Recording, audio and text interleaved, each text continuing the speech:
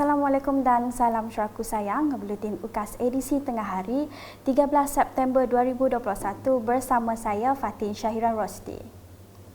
Tumpuan berita. Sarawak sekali lagi mencatat kes positif COVID-19 baharu tertinggi sebanyak 5,291 kes pada Ahad dan menjadikan jumlah kumulatifnya meningkat kepada 156,798 kes.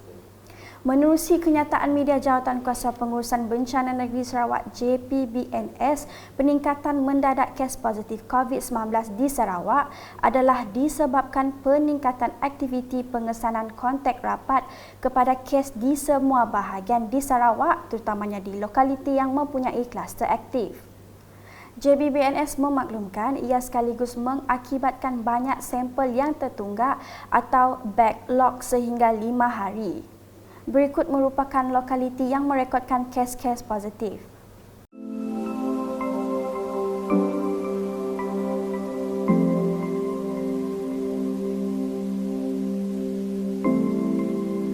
Dalam pada itu, JPBNS turut melaporkan 8 kes kematian baharu melibatkan individu berusia dalam lingkungan 31 sehingga 86 tahun, menjadikan jumlah kematian meningkat kepada 625 orang.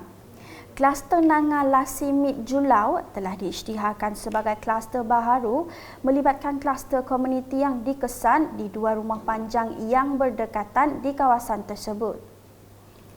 Kluster 511 Sentosa Kuching, Kluster Kampung Seratau Kuching dan Kluster Kampung Sungai Laro Kuching turut diisytiharkan tamat selepas tiada kes baharu dikesan dalam tempoh 28 hari.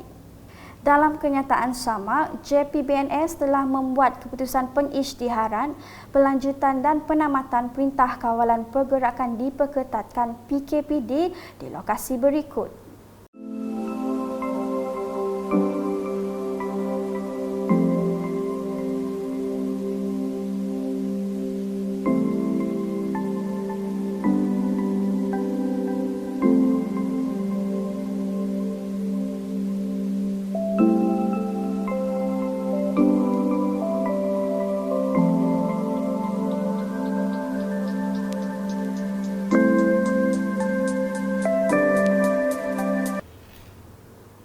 Berita seterusnya, pembangunan dan kebajikan rakyat di Dewan Undangan Negeri Dun Semop terus diperkasa dengan usaha berterusan wakil rakyatnya Abdullah Saidul. Beliau yang juga Menteri Muda Hal Ehwal Korporat dan UKAS dalam lawatan kerja 2 hari sekali lagi menyediakan peruntukan kepada penduduk dan kali ini menyerahkan peruntukan sebanyak RM348,620. Beliau ketika ditemui pada hari terakhir dalam sesi lawatan kerja itu pada Ahad berkata, peruntukan lebih kepada untuk membaiki dan menyediakan kemudahan penduduk kampung. Lawatan saya selama 2 hari ini melibatkan lawatan ke 7 destinasi untuk menyampaikan peruntukan MRP yang berjumlah 348,620 dan penerima sumbangan ini 2 PIBG, 4 JKK kampung dan 3 JKK rumah panjang dan 1 jawatankuasa panel klinik. Peruntukan ini digunakan untuk membaiki prasarana kemudahan awam seperti jeti dan jalan dan tempat meletak kereta. Peruntukan-peruntukan tersebut terbahagi kepada penerima seperti tertera.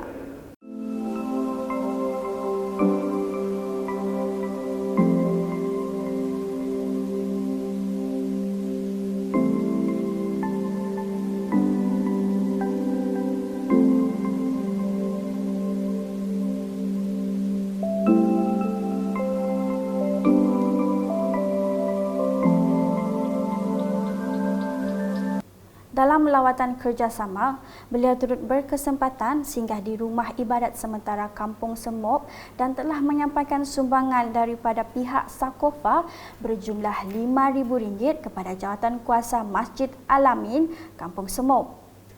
Sementara itu, ketika diminta mengulas mengenai kes positif COVID-19 yang kini masih meningkat, Abdullah Saidul berkata masyarakat perlu berdisiplin dan sentiasa patuh kepada arahan pihak berkuasa.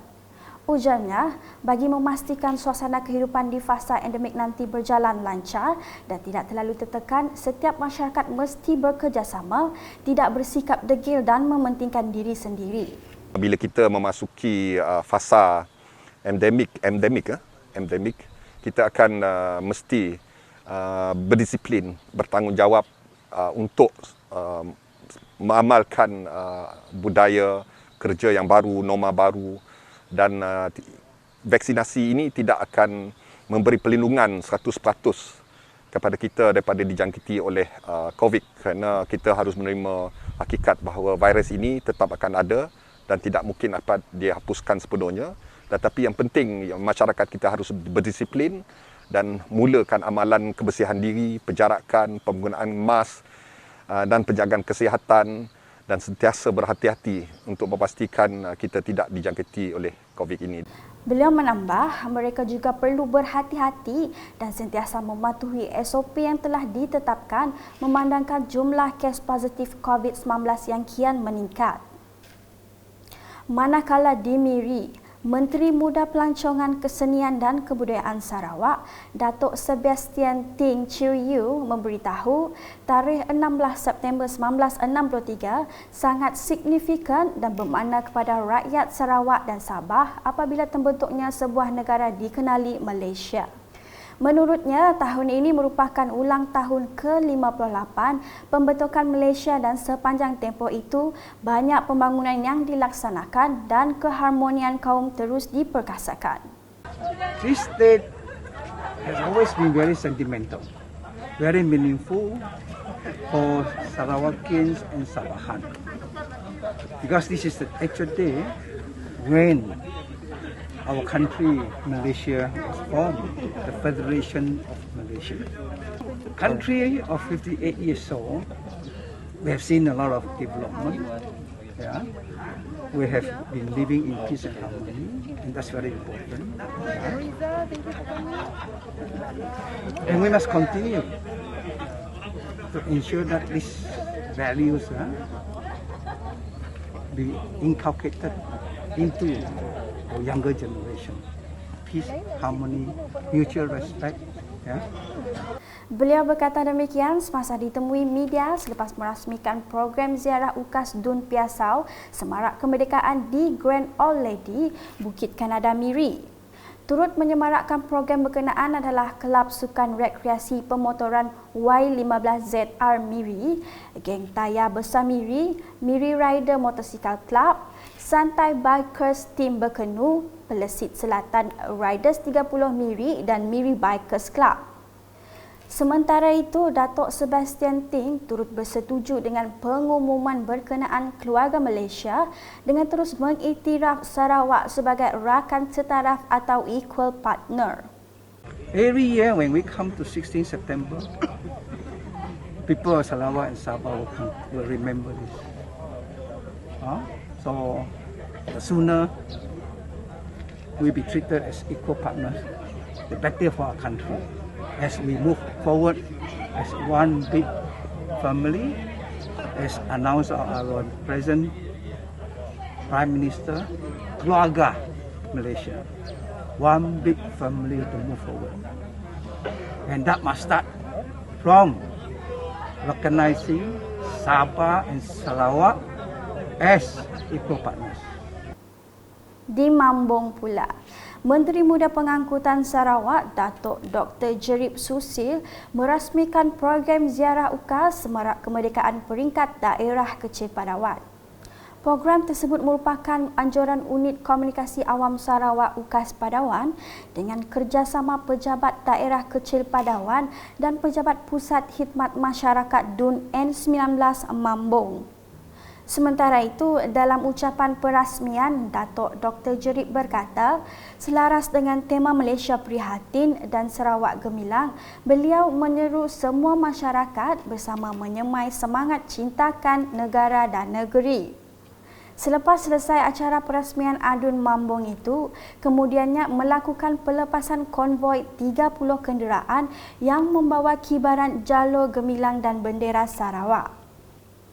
Laporan berikutnya, Kira-kira seramai 900 orang pelajar berusia 16 hingga 17 tahun di 4 sekolah menengah di Berkenu menerima suntikan dos pertama vaksin COVID-19 di Pusat Pemberian Vaksin PPV Dewan Masyarakat Berkenu dan PPV Dewan Masyarakat Sepupok Niah.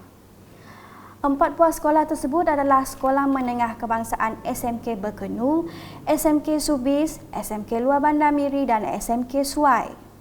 Sementara itu, prihatin dengan proses vaksinasi melibatkan para pelajar di sekolah berkenaan, Menteri Muda Wanita, Keluarga dan Pembangunan Kanak-kanak merangkap Adun Berkenu, Datuk Rozi Yunus melakukan lawatan di 2 pusat pemberian vaksin berkenaan. Beliau juga sempat menyantuni para ibu bapa yang hadir mengiringi anak masing-masing dalam proses vaksinasi tersebut.